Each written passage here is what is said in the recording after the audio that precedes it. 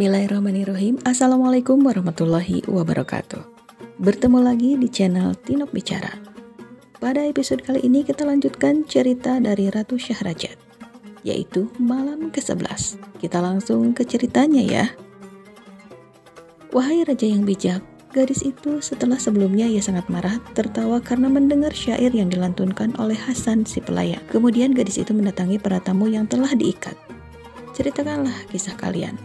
Lalu Hasan menceritakan kisahnya yang pertama. Nona yang cantik, aku adalah seorang buruh dan aku mengangkut barang dagangan. Aku sampai di sini membawakan barang belanjaan seorang gadis yang cantik, yaitu saudara Nona. Setelah itu tentu Nona sudah tahu apa yang terjadi dengan aku dan rumah ini.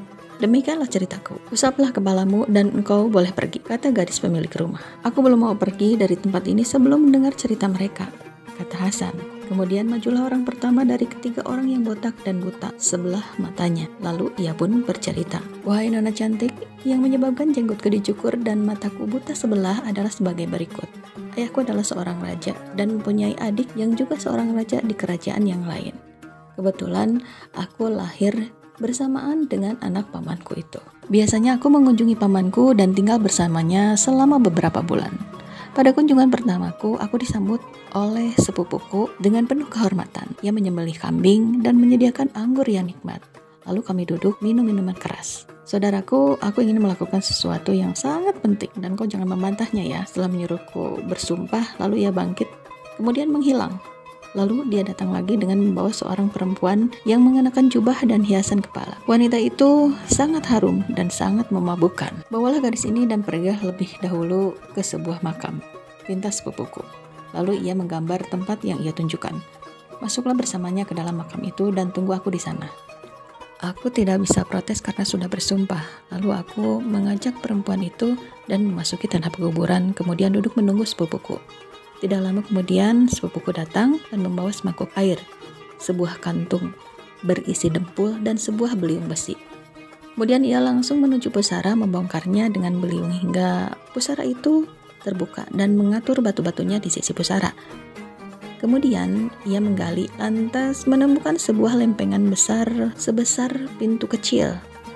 Ketika ia mengangkat lempengan itu tampaklah sebuah tangga berputar. Di bawah itu adalah pilihanmu, kata sepupuku kepada si gadis menggunakan bahasa isyarat. Gadis itu menuruni tangga dan menghilang.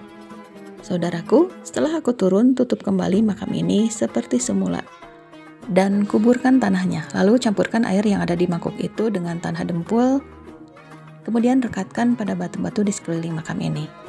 Nah, seperti sedia kala. Usahakan tidak ada seorang pun yang mengetahuinya. Juga jangan sampai ada yang mengatakan bagian atas makam ini baru dan bagian dalamnya lama. Sebab aku akan berada di dalam kuburan ini selama 1 tahun untuk mengerjakan sesuatu. Tidak akan ada yang mengetahuinya selain Allah.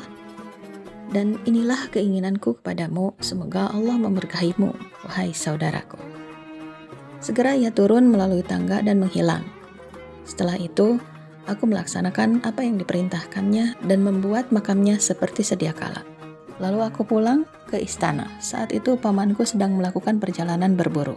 Maka aku tertidur di istana.